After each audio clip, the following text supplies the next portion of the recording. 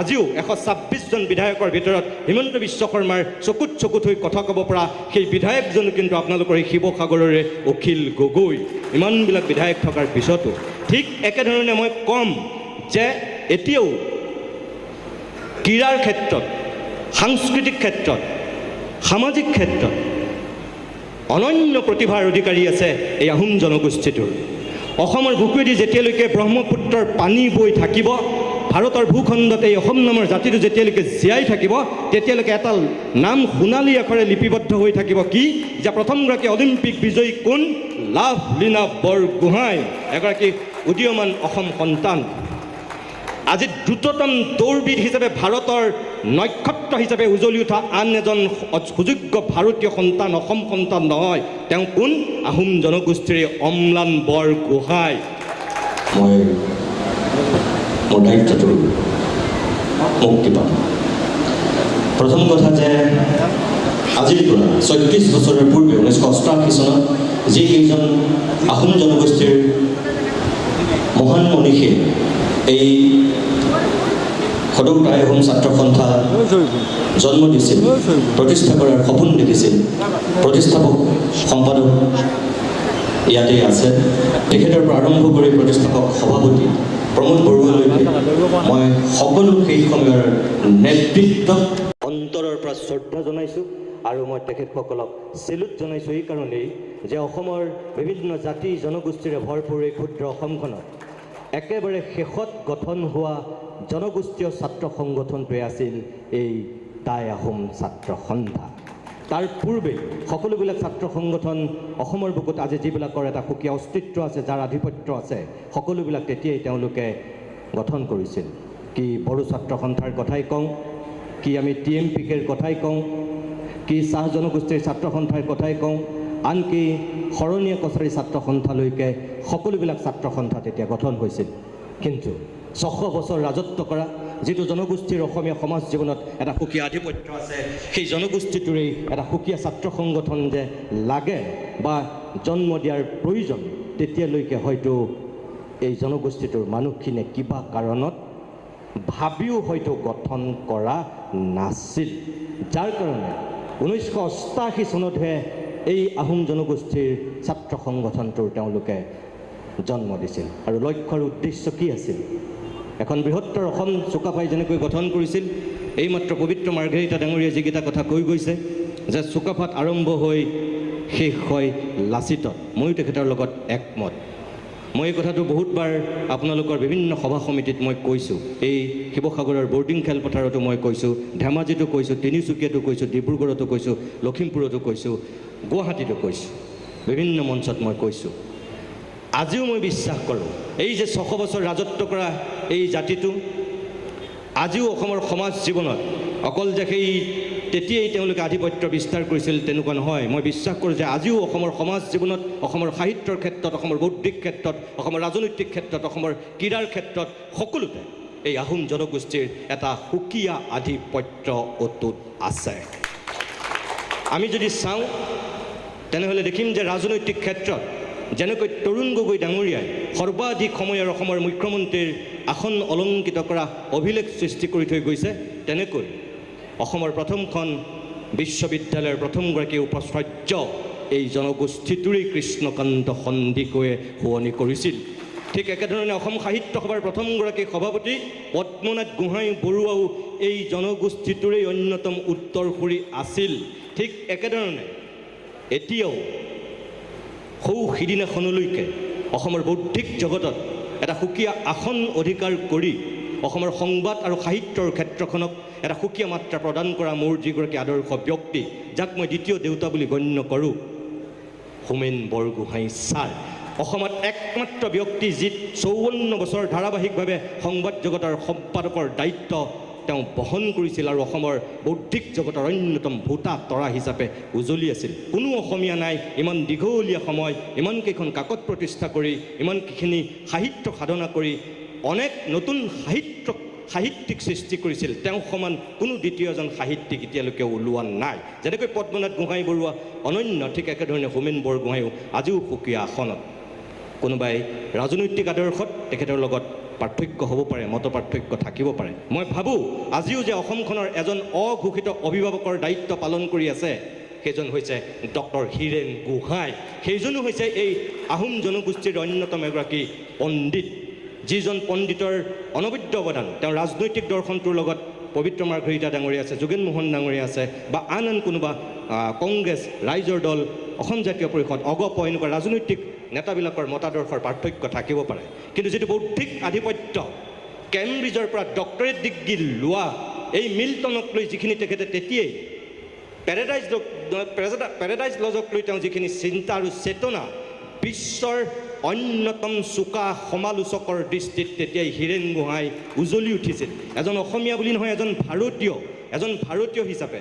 আৰু সেইজন হীৰেন গোহাঁয়ে দিল্লী বিশ্ববিদ্যালয়ৰ পৰা প্ৰথমজন অসমীয়া যি ইংৰাজীত ফাৰ্ষ্ট হৈছিল, তাৰ আগলৈকে কোনো হোৱা নাছিল, এইজনো আপোনালোকৰ জনগোষ্ঠী।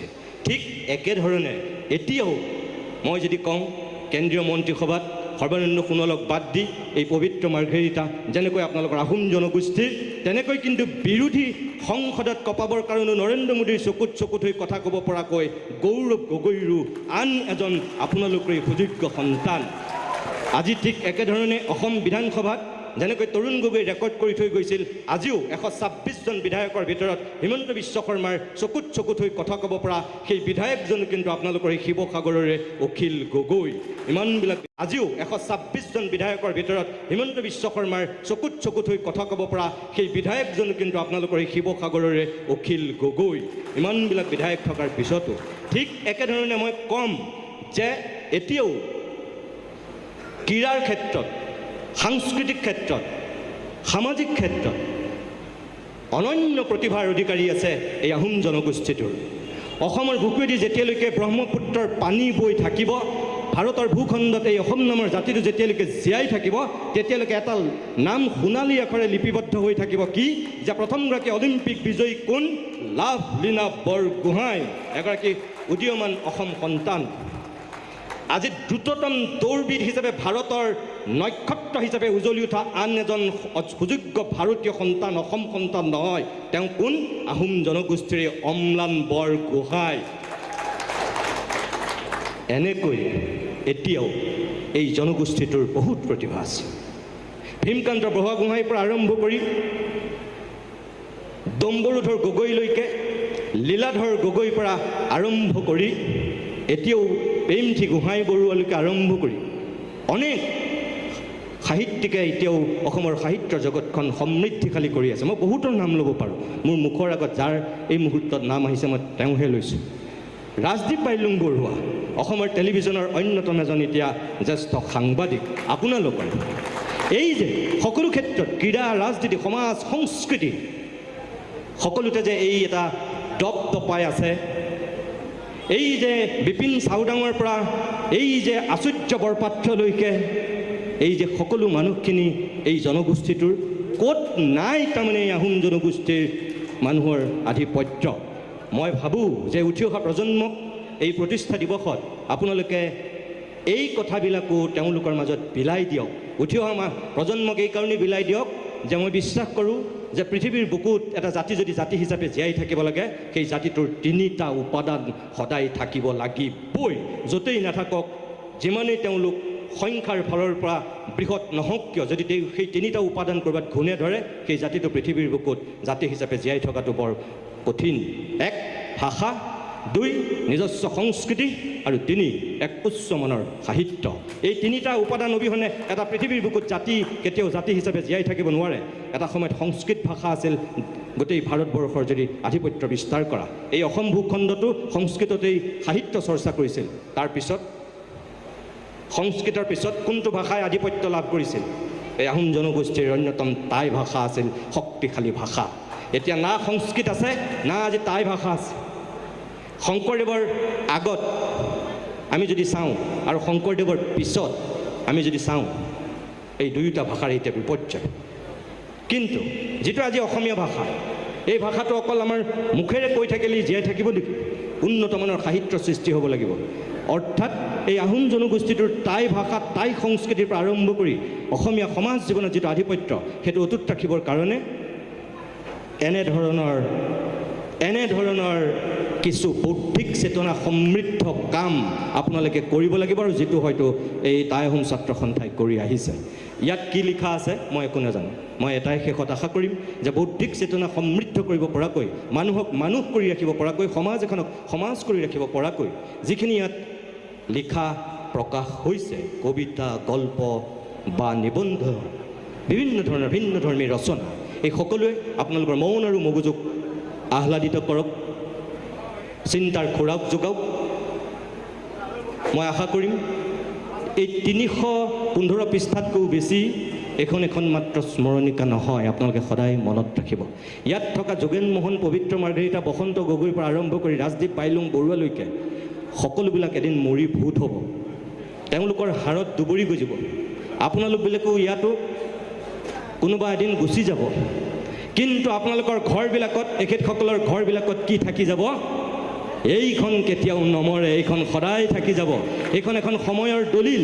আজি যদি কোনোবাই আজিৰ পৰা 50 বছৰৰ পিছত, আজিৰ প্ৰায় 100 বছৰৰ পিছত যদি কোনোবাই টাই আহোম ছাত্ৰ সন্থাৰ সন্দৰ্ভত কিবা জানিব বিচাৰে, জনগোষ্ঠীটোৰ সন্দৰ্ভত যদি কোনোবাই অনুসন্ধিৎসু মনেৰে গৱেষণা কৰিব বিচাৰে, মই ভাবোঁ আজিৰ পৰা 50 বছৰৰ পিছত আপোনালোক কোনো নাথাকিলেও এইখন থাকি যাব, যিখন উঠি অহা প্ৰজন্মৰ কাৰণে হাত পুথি হ'ব। ইয়াত লিখা চেতনা সমৃদ্ধ লিখনিখিনি, ইয়াত কাৰোবাৰ চিন্তা যিখিনি ইয়াত গভীৰভাৱে প্ৰকাশ হৈছে, এইখিনিয়ে সেই সময়ৰ আজিৰ এই 2024 চনটোক জানিবৰ কাৰণে, একবিংশ শতিকাৰ এই প্ৰথম 2টা বা 3টা দশক জানিবৰ কাৰণে আজিৰ পৰা 100 বছৰৰ পিছতো এইখন হ'ব পাৰে অনন্য দলিল, সময়ৰ বুৰঞ্জী।